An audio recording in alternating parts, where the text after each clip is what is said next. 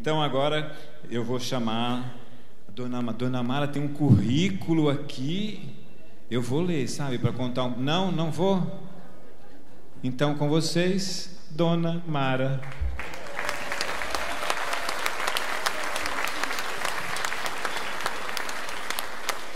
Bom dia! Bom dia! Como vai você? Cada vez melhor. E que dia hoje? É o primeiro dia da minha nova vida. Gente, foi lindo, não foi? Foi muito bom estar aqui com vocês. Muito obrigada da vida, do trabalho, da presença de cada um de vocês.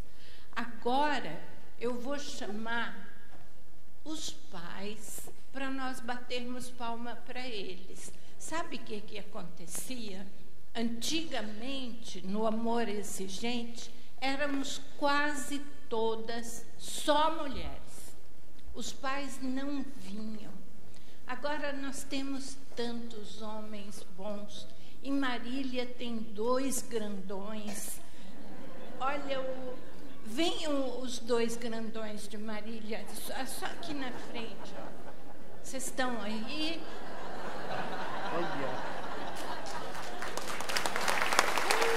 Venham.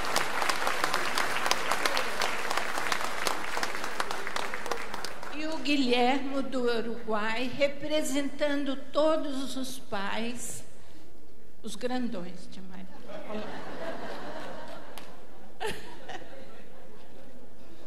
Eles estão aqui representando todos vocês, mas eu quero que todos os homens fiquem de pé para que a gente possa bater palmas para vocês e dizer do quanto a gente se sente fortalecidos no Amor Exigente por causa da presença dos nossos homens, tá bom?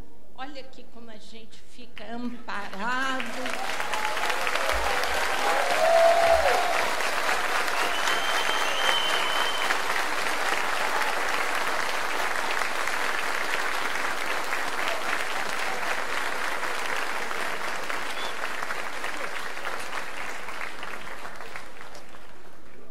E outra coisa, agora vocês podem sentar, já foram bem homenageados. E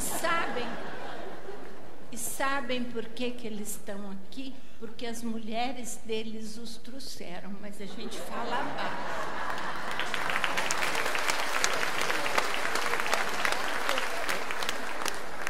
E outra coisa, o pastor de Tocantins está aqui. O pastor de Tocantins quer levar o Amor Exigente para Cuba, mas ele precisa do material do Guilherme para poder levar para lá. É esse o Guilherme, pastor? Não estou vendo, senhor. É isso. Ó, alguém de Tocantins mostra o Guilherme para ele? Tá bom. Obrigada, dois.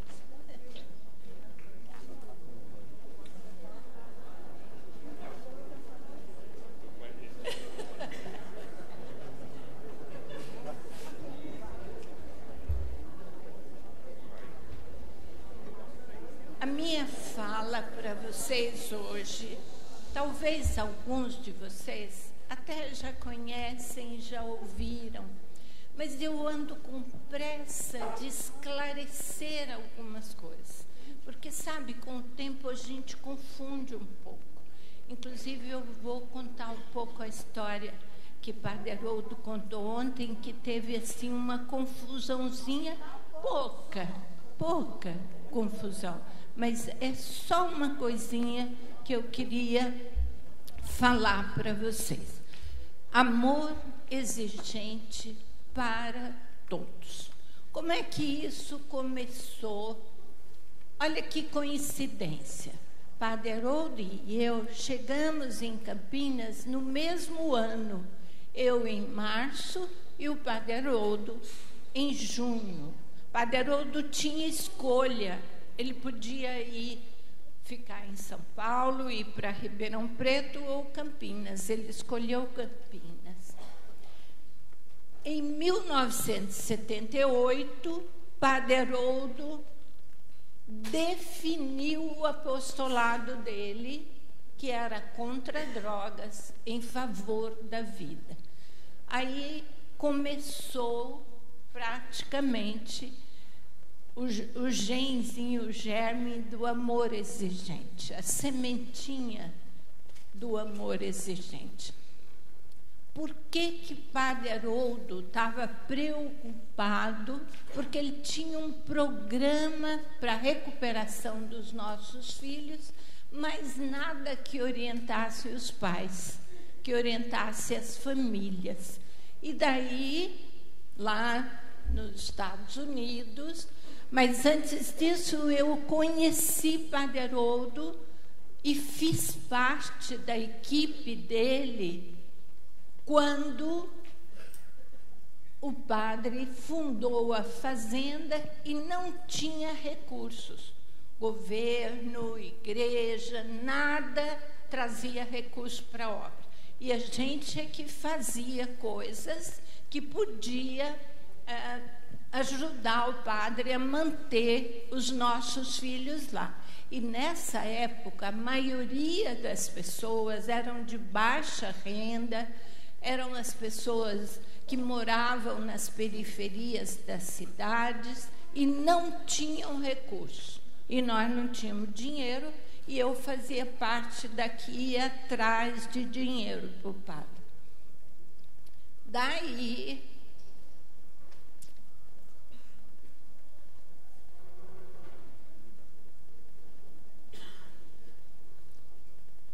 Padre Haroldo, no final dos anos 83, no final de 1983, ele levou os profissionais da fazenda do Senhor Jesus para os Estados Unidos.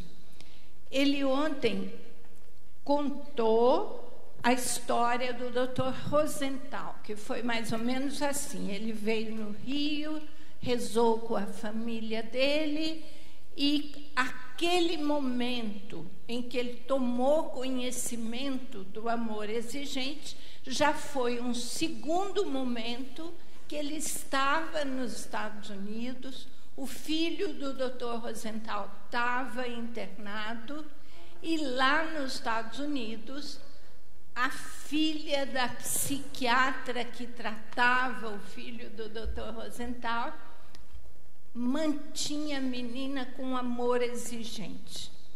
E aí ele foi conhecer David e Phyllis e tudo mais. Eles permitiram que ele traduzisse o livro, deram $100 para ele começar o trabalho, o nosso trabalho aqui.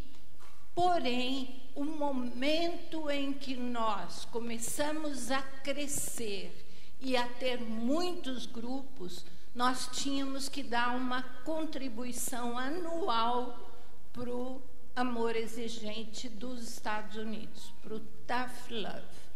E aí, a tradução do livro foi, então, Duro Amor, seria... Olha, eu queria que vocês notassem o seguinte: Tough Love, que é o livro americano, que é o programa americano, é uma palavra só. Tough é duro, love é amor, amor duro, o duro amor, que foi traduzido numa palavra só, amor exigente, escrito numa palavra só. E Padre Haroldo começa as reuniões. Ele simbolicamente disse, é verdade, ele começou no Rio de Janeiro, porque foi aqui que ele conheceu o Dr. Rosenthal, e depois o Dr. Rosenthal mandou o livro para ele. Mas, na verdade, os 3 primeiros grupos de amor exigente foram, primeiro em Campinas, segundo no Rio de Janeiro, com a doutora Lília Catão, que que tinha uma comunidade em Laranjeiras, e terceiro em Belo Horizonte. Era esse tough love, o amor exigente americano puro, que começou no Brasil nesses 3 lugares. Em primeiro lugar. Daí vocês conhecem minha história. Meu filho, com 19 anos, ia fazer 20 anos, morreu num acidente de carro por causa de um caminhoneiro alcoolizado. Quando eu ajudava o padre angariando dinheiro. Quando morreu o Fran, eu pedi ao padre que eu não queria ajudá-lo só assim, que eu queria dar a minha vida para que outros pais não passassem o que eu estava passando. E foi quando eu cheguei ao amor exigente. Então,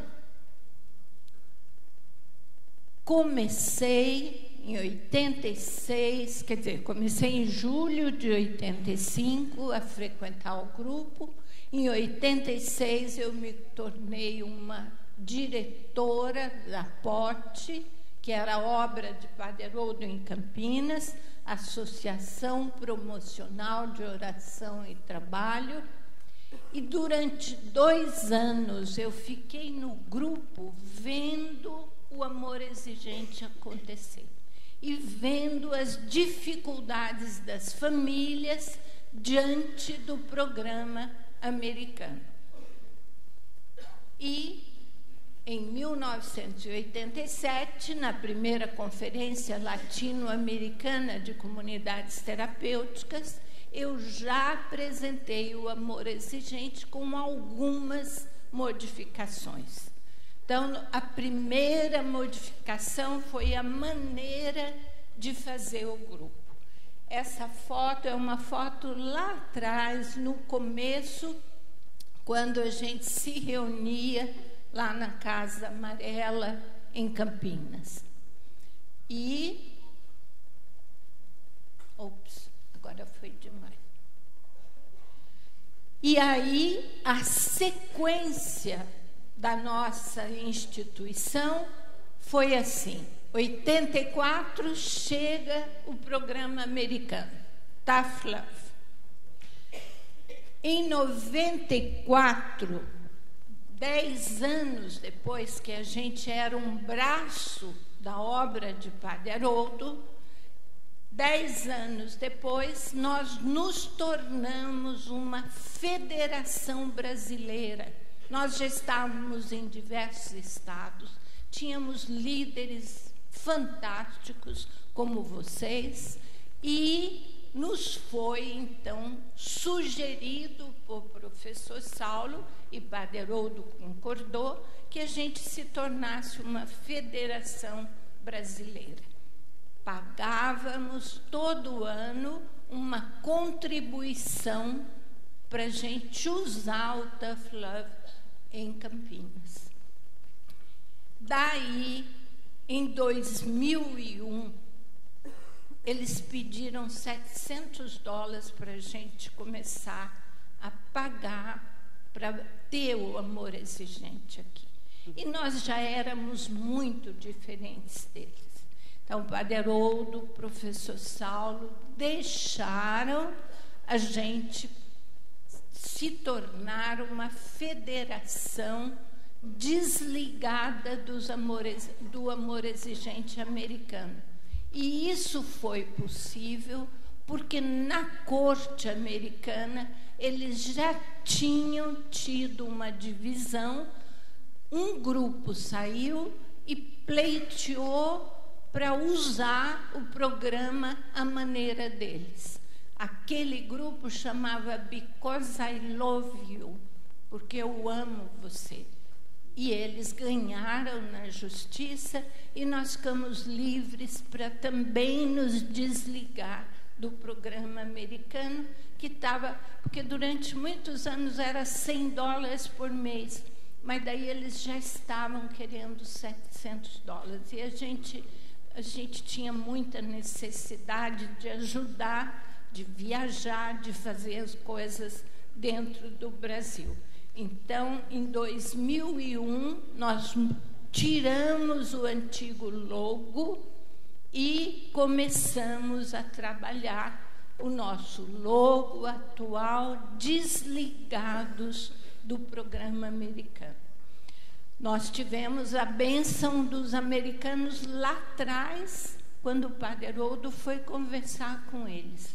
E depois nos desligamos, quando já um grupo americano tinha também se desligado deles. Em 2009, lá com a Glória, o Carlos, na Argentina, lembra, Glória? Ficou claro para nós que eles não queriam ser Federação Brasileira, né? Fica em pé, Glória. Aí eles queriam que a gente fosse uma federação internacional, porque daí podia colher todo mundo. E então nós nos tornamos, em vez de FEBRAE, Federação Brasileira de Amor Exigente, nos tornamos FEAE, Federação de Amor Exigente, e todos que quiserem são abraçados, porque o nosso estatuto acolhe todos os países. Não temos fronteira. Não temos fronteira.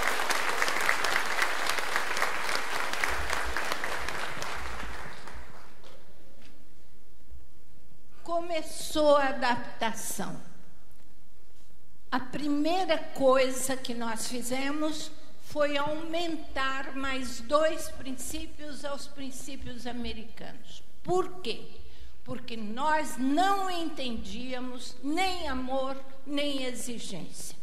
A gente ou era durão demais e acabava com a vida dos nossos filhos, que eles chamavam até, isso não é amor exigente, é amor ferra a gente.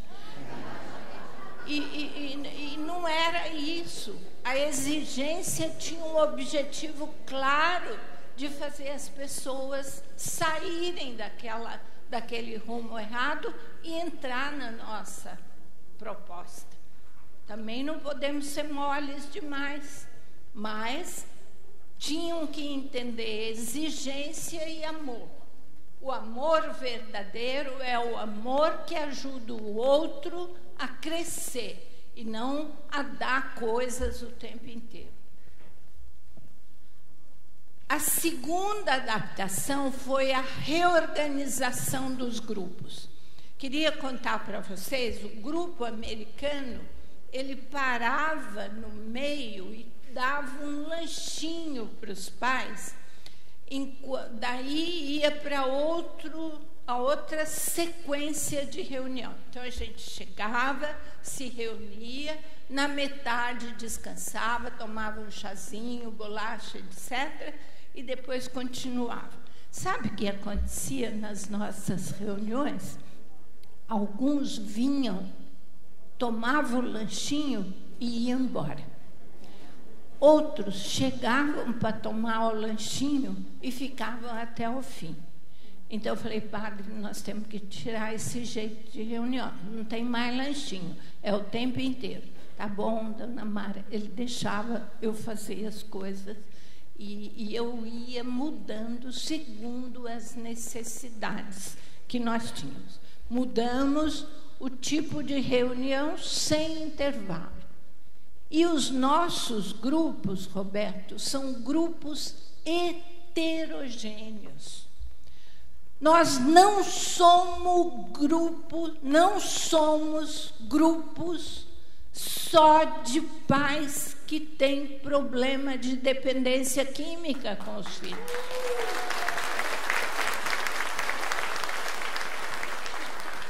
Sabe por quê? O amor exigente só foi para frente no Brasil quando eu e minhas amigas, que todos sabiam que não tínhamos filhos dependentes químicos, Aí os pais de dependentes vieram outros pais que queriam qualidade de vida e nós abraçamos todos.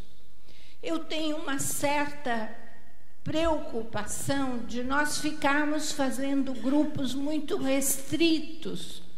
Por exemplo, em relação à justiça, quando chegam os apenados, não precisamos separá-los, a não ser que seja dentro de um fórum, em circunstâncias especiais. Não temos que acolhê-los junto com os nossos meninos. As compulsões, a dependência química, a jogo, a internet, a alimentação, é tudo igual. Nós estamos trabalhando visando qualidade de vida. Vocês entenderam? Não somos um grupo homogêneo, só pais com problemas, meninos que usaram drogas. Não, somos todos.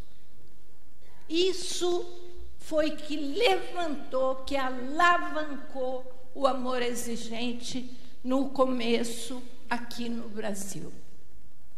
A terceira grande diferença, nos Estados Unidos, quem criou o amor exigente, quem fundou o amor exigente, foi um casal, Phyllis e David Wark, e escreveram um livro com Ted, não me lembro bem o sobrenome do tal Ted, mas ela era psicóloga e ele conselheiro profissional. Mas eles tinham muita dificuldade com profissionais que não aceitavam o amor exigente. Achava que o problema era com os pais e que o amor exigente tinha que ser eliminado. Que pai é que tinha que mudar porque tinha que dar as coisas para o filho, e eles cortaram os profissionais. No Brasil, não. Nós precisávamos dos profissionais. Eles estavam chegando, eles estavam aprendendo nos nossos grupos e, especialmente, eles estavam nos ensinando o que nós não sabíamos. A parceria com profissionais é muito importante, mas eu queria dizer a vocês, quando vocês fizerem seminários, valorizem as pessoas de amor exigente. Tragam, sim, um ou outro profissional para nos atualizar, para mostrar os recursos para encaminhar nossos filhos. Mas a nossa força é esse programa. As pessoas que trouxeram o amor exigente para a vida delas, que tiveram sucesso com esse programa, é que tem que falar, é que tem que nos ensinar. Senão, a gente vai tentar copiar profissionais e nós não estamos preparados para isso. Nós temos que conhecer e fortalecer o amor exigente, o nosso programa.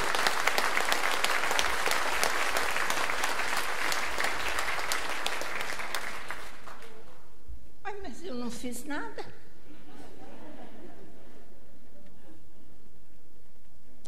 A terceira mudança, o programa Amor Exigente, o Tough Love, ele ia mudar o filho, pegava os 10 princípios e ia fazer o filho mudar de comportamento. Aqui não deu certo. Eu já contei isso algumas vezes. O que acontecia no Brasil? Primeiro, os homens não iam às nossas reuniões, iam só as mulheres. Eles não falavam a língua do amor exigente. Eles não se apropriavam para eles próprios o amor exigente. E a mãe não tinha autoridade sobre o filho. O filho era uma parede. Ela falava, entrava num ouvido, saía no outro, e ela estava muito sozinha. Não conseguia mudar ninguém. Não tinha o apoio do pai. E o que me inspirou a mudar esse negócio? Uma mulher extraordinária que ficou no meu grupo, que eu coordenava, durante 3 meses. E depois disse: Dona Mara, eu estou saindo. Meu marido não vem, não me ajuda, e meu filho não me ouve. Eu cansei, eu vou embora. Mas ela era tão especial, Reide, que eu falei: não vai não, fica mais um pouco e vamos tentar o seguinte: você vai aplicar tudo isso em você, e quem vai mudar é você. Quem sabe se ao mudar você, nós mudamos o contexto. E deu certo.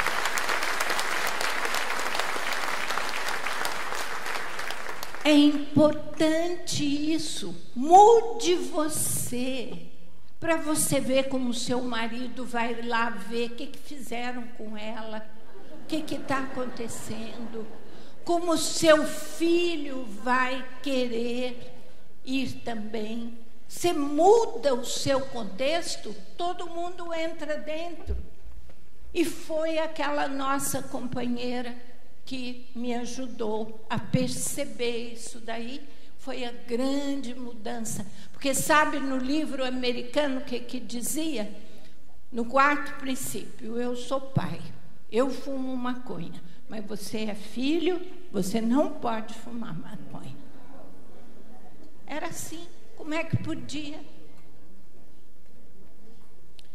5ª mudança: o apoio nos Estados Unidos era na comunidade. Tinha as cortes americanas, tinha a comunidade que apoiava a família.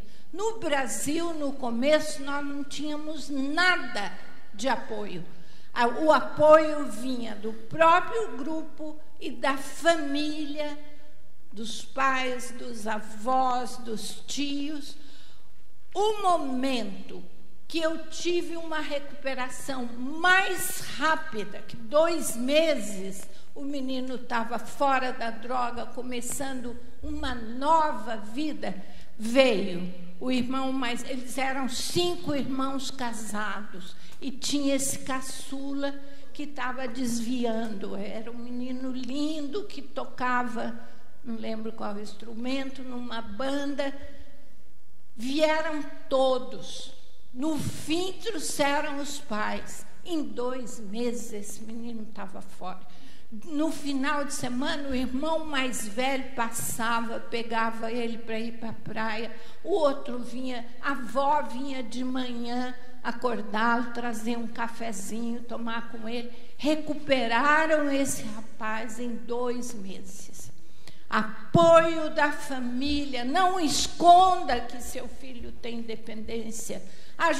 Peça ajuda, que todos entrem dentro do amor exigente e possam ajudar os nossos amados. Nós ficamos muito sozinhos se não fizermos isso. 6ª mudança foram, lá nos Estados Unidos, limites igual para todos. Porque os grupos, além de ser homogêneos, eles eram de pais dos amigos dos filhos. Então, juntavam todos os pais que tinham os filhos usando drogas e eles punham o mesmo limite para todos. Nós tentamos isso, mas se você telefonar para o filho para o amigo do seu filho e falar com o pai dele, o que o pai vai falar? Não, meu filho não usa. Olha, isso aqui em casa não existe. não aceitavam. Era você com seu filho sozinho. E aí os nossos limites se tornaram individuais e, sobretudo, respeitando o limite de cada pessoa. Não empurre quem não está pronto para fazer um limite mais forte, ou isso ou aquilo. Ou você chega às 10 horas ou vai ficar na chuva e no frio. Se você não está preparada, espera um pouco. E o grupo tenha respeito pela limitação de quem não é capaz de botar aquele limite.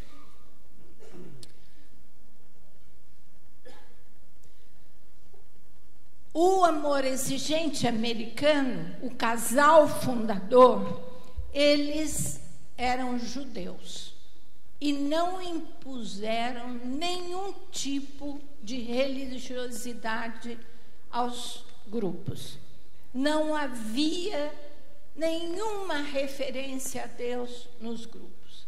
Mas nós, latinos, somos um povo essencialmente místico. Especialmente quando a gente está numa crise, nós precisamos segurar na mão de Deus. O Deus que você concebe, mas existe um ser superior, transcendente, imanente, que faz você suportar, superar e continuar do jeito certo. E é isso que nós trabalhamos no Brasil. Padre Haroldo impôs a espiritualidade pluralista. Nós éramos 90% de cristãos católicos, mas nós tínhamos espíritas, protestantes, tínhamos todos e tínhamos que nos respeitar. E foi isso que nós fizemos. Somos pluralistas na nossa religião e temos independência partidária. Não somos no amor exigente, não tem política, por favor. Nós temos um país pelo qual nós lutamos por políticas públicas que estejam conosco, que sejam nossos parceiros.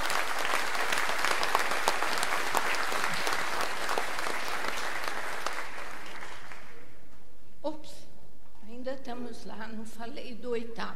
Ainda tenho tempo, não é, minha filha? Bottom line, ou fim de linha, para os americanos. O que significava isso lá para os americanos?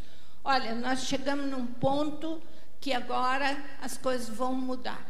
Então, era um termo lá de escritórios de contabilidade, sei lá, que tem que mudar, tem que fazer diferente. Eles tinham um sistema que chegava nesse ponto, o meu filho ia para a casa dos pais do amigo dele e aquele filho amigo dele vinha para a minha casa. Eu tentei isso no começo e nós tínhamos uma dupla que os filhos eram muito amigos e os pais resolveram trocar de filho porque a coisa estava muito dramática. Quando uma das mães foi falar com o filho falou assim para ela: "Ô mãe, você está louca?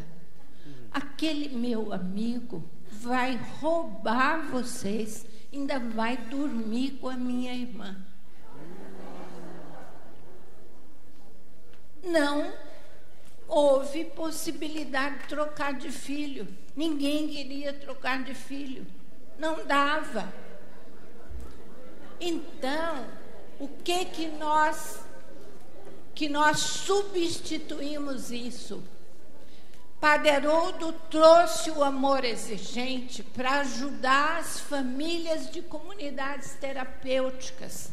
Tanto que os primeiros grupos aqui no Rio de Janeiro foi com a Lília Catão, que tinha comunidade terapêutica lá em Laranjeiras.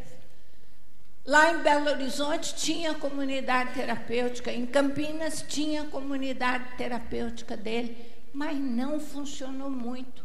Quando é que nós mais funcionávamos? Quando o nosso filho não queria saber de ajuda, de tratamento, achava que ele parava sozinho, fica fria, não esquenta, eu sei o que eu estou fazendo. E aí nós preparávamos limites que ele decidia ir buscar tratamento. Nós, em vez de substituirmos os filhos, a troca de filhos, nós víamos uma pensão, um hotelzinho, que lavava a roupa, que dava comida e dizia, ó, nós vamos pagar por uns 2 meses e depois você tem que continuar com seu dinheiro a viver a vida que você quer. Nós não vamos financiar para você a sua destruição diante de nós.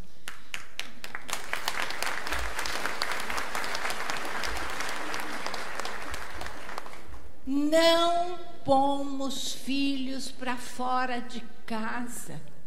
O que nós fazemos é dar opção.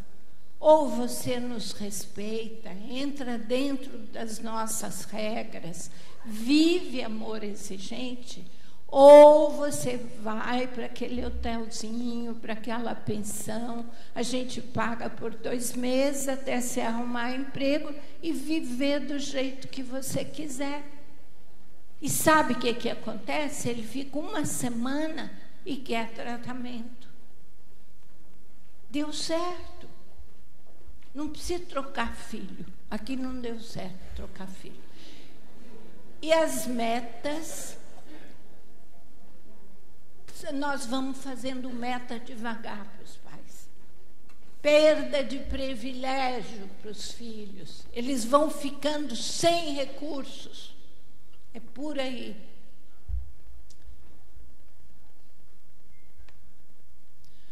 Princípios trabalhados todos juntos. Isso foi um pouco mais para frente.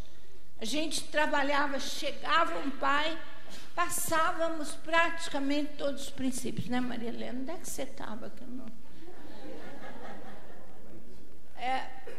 Era princípios trabalhados todos juntos. Qual era o nosso problema? Primeiro, pai, mesmo que lesse, não tinha cabeça para guardar aquilo tudo. Estava muito fora do trilho, muito sofrido, não entendia o que nós queríamos passar. Alguns não conseguiam ler, eram pessoas analfabetas. E a gente precisava que eles conhecessem aqueles princípios para poder vivê-los. E o que nós fizemos, então? Decidimos trabalhar um princípio por mês. Alguns dos nossos líderes falam, mas e daí chega no 7º princípio, tomada de atitude? Eu falei, não, nós vamos perceber a necessidade deles. Usamos todos os princípios, nós coordenadores, e eles usam aqueles que eles dão conta de viver. Olha a responsabilidade do coordenador.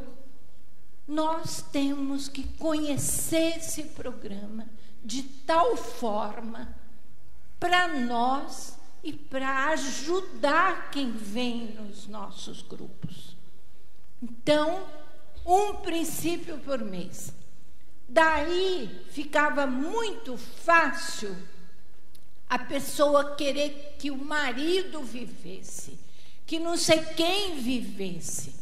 Aí nós resolvemos falar, ó, na primeira semana é com você, viva, porque daí vai ver se é fácil.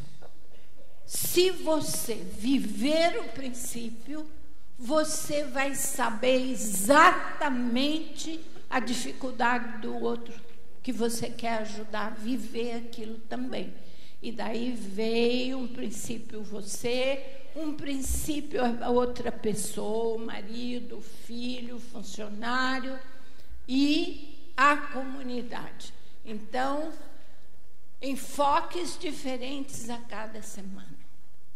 Daí, gente, veio a necessidade de vivermos a ética. Eu repito para vocês quantas vezes for preciso. Nossos filhos param de usar drogas. Vêm num nível de sobriedade, de certeza de querer ser melhor, que está aqui em cima. A família continua aqui embaixo, chutando porta, falando palavrão, criando caso com todo mundo, manipulando. Quando esse menino sai da recuperação e vem para a família, recai. Nós temos que cuidar de nós com o nosso programa por inteiro. Não temos só os 10 princípios comportamentais. Somos um programa completo. E a 10ª modificação, pais com problemas com seus filhos e filhas e pessoas buscando servir, serem voluntários. Acolham todos. Somos grupos heterogêneos. Tem gente agora com compulsão de internet. Nós temos parceria com a Universidade de Curitiba, né, Roberto? Que tem sido uma alavanca para que a gente apoie também esse tipo de compulsão. Acho que é uma das coisas que nós precisamos pensar sobre isso. Grupos de pais, grupos de sobriedade. Então, agora eu mostro para vocês por que nós somos para todos. Quando começou, era só para os pais. Só que os pais vinham e, às vezes, traziam os filhos. Não podia deixar o filho sozinho em casa, que quebrava a casa, que trazia amigo que não era bem-vindo. Então, o pai saía, trancava a casa e trazia o filho. Onde é que eu ia pôr esses meninos? Daí eu chamei o NA, o AA, para tomar conta deles. 1 mês ou 2 depois, o Ribeiro, meu afilhado, e o Sergião falaram: ó, Mara, eles não querem nada com nada, a gente está perdendo tempo. Manda eles para o AA ou para o NA. Mas eles não iam, eles realmente não se encaixavam lá. Daí, Padre Haroldo me deu uns meninos da comunidade dele e eu fui para uma sala e nós começamos o grupo de sobriedade para os nossos filhos. Daí, quando eu cheguei lá, que eu conheci esses meninos de verdade, eu não tenho dúvida em afirmar, eles são muito melhor do que vocês.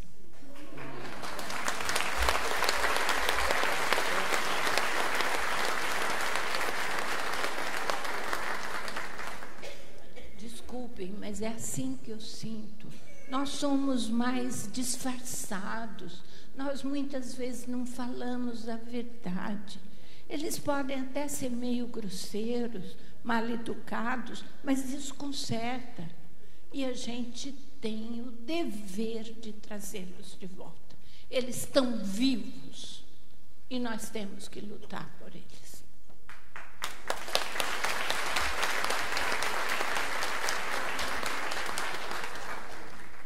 Daí vieram as esposas com o filho do dependente ou os irmãos dos dependentes. Tudo pequenininho, correndo no meio da reunião. O que é que nós vamos fazer com eles? Atrapalhava. Aí nós começamos a fazer grupo de amor exigentinho. Primeiro grupo Veio a Fabiana de Limeira com a Eliane e começou comigo. E a história, uma história que me comoveu profundamente, me deu a certeza que nós temos que ser grupos heterogêneos, foi a história de um menininho de uns 6, 7 anos, que o pai brigou com a mãe e ele entrou para separar os dois, e o pai empurrou e ele machucou e quebrou o braço e veio para a reunião todo arrebentadinho. Aí a Fabiana falou: Dona Mara, o que nós vamos fazer? Eu falei: não sei. A gente reza e pede que o Espírito Santo ponha a palavra certa para nós. Quando nós começamos a reunião, um dos filhos de coordenadoras de sala lá de trás, de pais, que estava no grupo, chegou para o menininho e disse: o que foi? Ele falou: ah, meu pai ia bater na minha mãe. Ele falou: mas você é louco? Lá em casa eu tenho 3 irmãos. Quando eles brigam, eu enfio debaixo da cama, porque vai sobrar para mim se eu ficar lá. Ele deu a resposta. Ele não tinha problema na casa dele, mas era ele que esse menininho precisava ouvir. Daí a gente falou da doença, daí fizemos a nossa parte. Cônjuges. Como é que é essa história de cônjuges? Por que nós tiramos as mulheres dos grupos de pais? Porque elas estavam ficando igualzinho mãe do marido dela, dando ordem, fazendo coisas. Se eles não aguentavam nenhuma mãe, como é que ia aguentar 2? Tinha que tirar e fazer o grupo de cônjuges. Seus grupos têm que ter um pouco dessa percepção da importância de acolher todo mundo. 2 mães, 2 esposas, já está pronta para começar o grupo de cônjuges.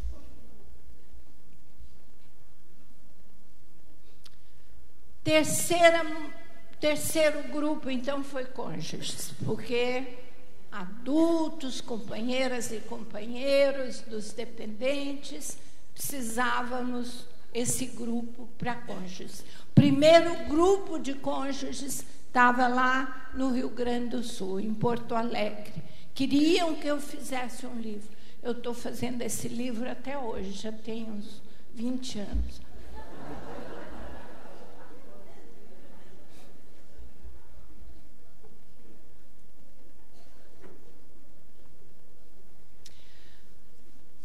Aí veio a prevenção. Aquilo que eu falei para vocês no primeiro dia é tão verdadeiro. Eu admiro e respeito profundamente um pai de dependente químico. O amor que precisa ser exigente de fato. O amor que precisa estar pronto para perder o filho, para daí recuperá-lo, é a experiência de Abraão. Tem que aceitar e entregar. E na hora pode surgir o cordeiro. É ali que nós podemos ganhá-lo de volta. Mas eu não sei se eu seria capaz de fazer o que eu mando vocês fazerem. Eu fico encantada com vocês quando vocês recuperam eles, que é a coisa que eu mais quero, é ter esses meninos com vocês. Trazer nossos filhos de volta com esse programa, simples assim. Não fica inventando coisa. Nós não precisamos outras terapias se nós vivermos o programa e aplicarmos isso na vida dos nossos filhos. Mas aplicar como tem que ser mesmo. com essa visão do sofrimento dos nossos filhos e pais, chegou uma hora que eu falei, nós precisamos chegar antes dessa dor, antes de tudo isso. Estou acabando, minha filha. Devemos chegar antes. E aí começou a nossa prevenção. Agora, o meu grande atual empenho é o Sempre é Tempo. Por que o Sempre é Tempo hoje é tão importante para mim?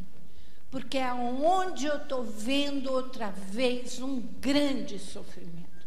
Sofrimento para os filhos de idosos e sofrimento para o próprio idoso. Nós já temos um grupo de Sempre é Tempo na Argentina, não é, Guilherme? Um grupo. Não, no Uruguai. Ué, não está cadastrado? Oh, meu Deus, me disseram que tinha. Desculpe. Você tem grupo de Sempre é Tempo no Uruguai? Não. Então, o que nós temos, e agora eu estou até com medo de afirmar isso, pode ser que eu não entendi direito, são 15 grupos cadastrados.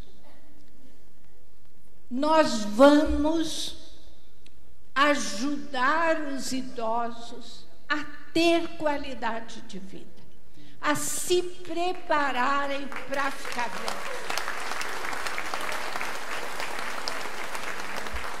Quero dar o meu depoimento para vocês.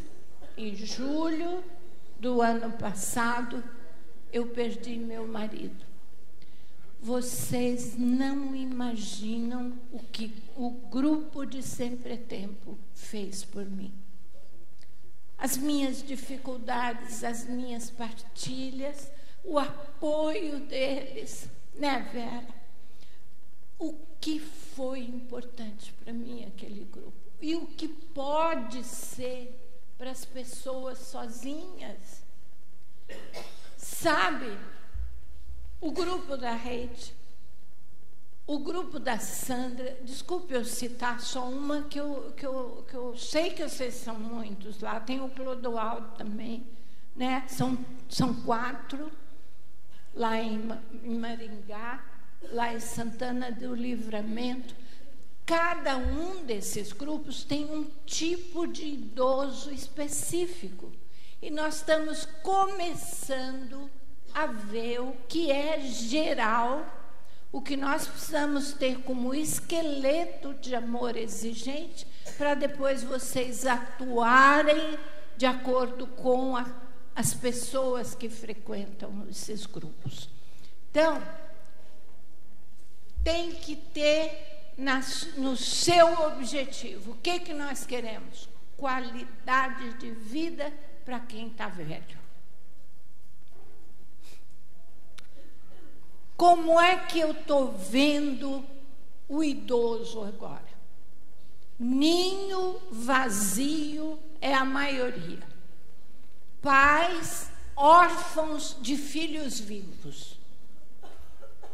Pais cujos filhos moram no mesmo quarteirão, mas não têm tempo de passar. Telefonam para os cuidadores. Pais sozinhos. Ou então, pais com ninho cheio demais. Filho que se separou, ficou com as crianças, veio para a casa do pai, usa a casa, usa os recursos e não inclui muito o idoso. Deixa meio de lado. Quais são os sentimentos mais recorrentes entre as pessoas mais velhas? Exclusão. Ou são excluídos mesmo pelos filhos, ou eles próprios se excluem, para não dar trabalho, para não criar problema. Não vou, deixa, vou da outra vez. exclusão, vida solitária, isso é horrível. Tristeza, medo, segurança, solidão, falta de amor e de alegria.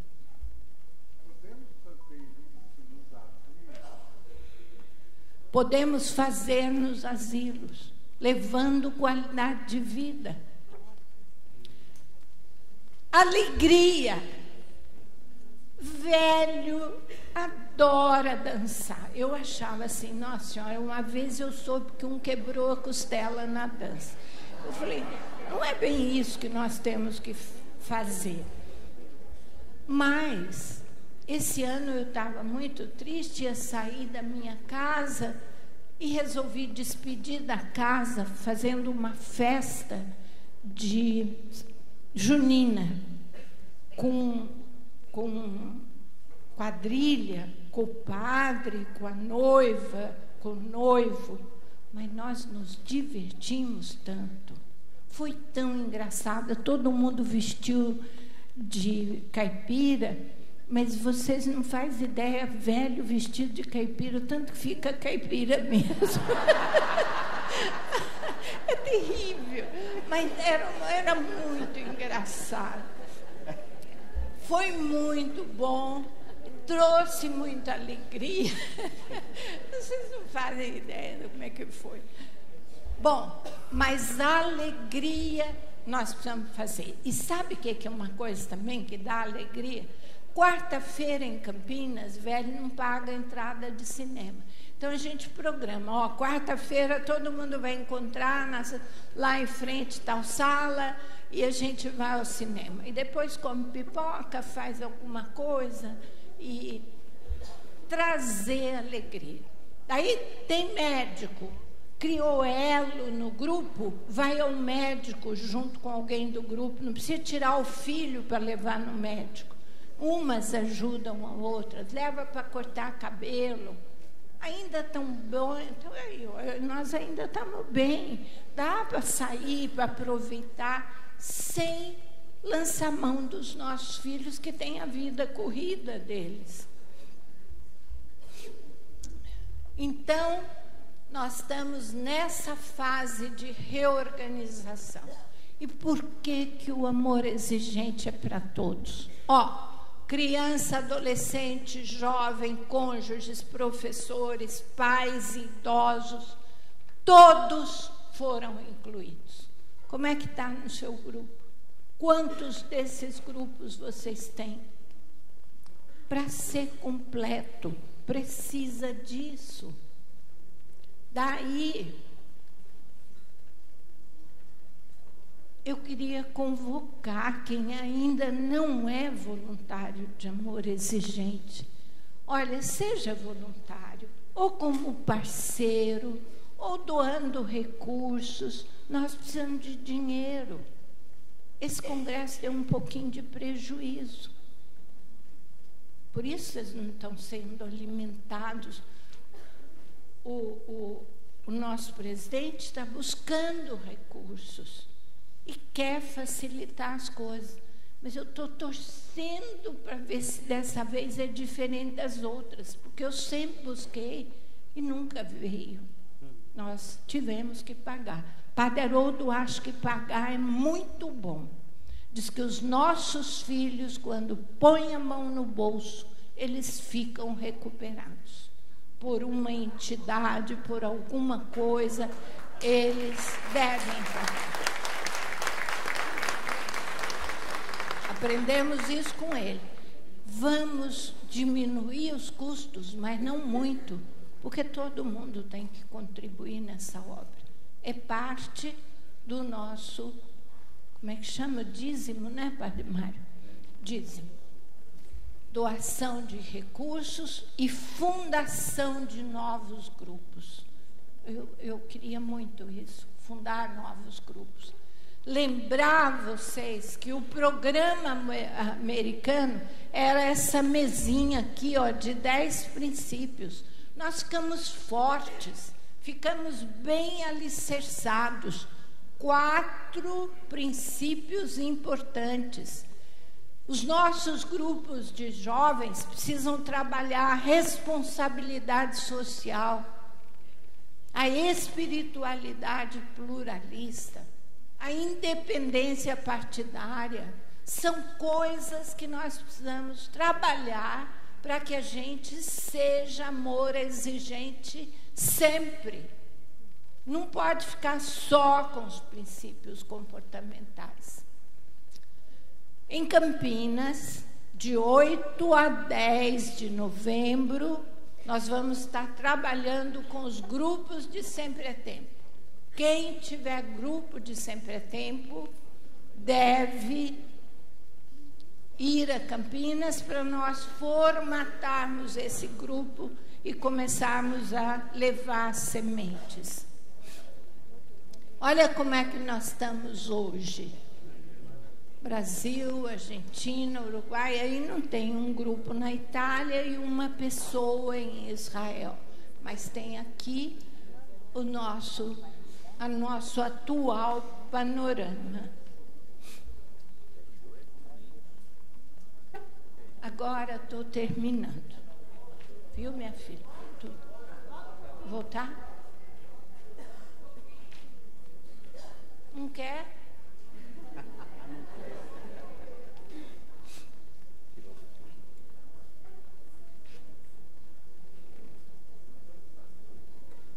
Tá bom?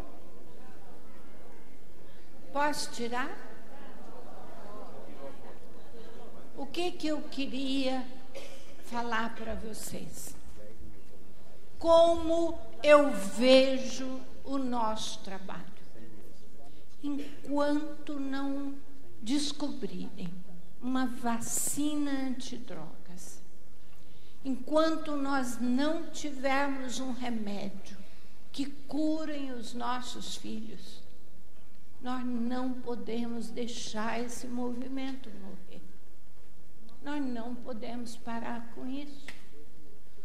Miguel, outro dia, falei isso para ele, ele falou, Mara, mesmo que ache o remédio, isso traz qualidade de vida. Isso é bom em qualquer área da nossa vida. Não vamos deixar morrer. Amor exigente precisa de gente moça, que nem o Marcelo, que nunca mais vai recair e que vai levar para Bonito, para Mato Grosso, de todo lado, Mato Grosso do Sul. Né, Marcelo? Deus quer. E nós vamos estar levando esse movimento. Mas vocês veem, Padre Haroldo está tão cansado. Eu estou tão velhinha. Quer dizer, vocês têm que levar isso para frente. Gente moça tem que estar aqui. Então leiam comigo. Enquanto não aparecer uma vacina, um remédio antidrogas, não deixem morrer esse problema.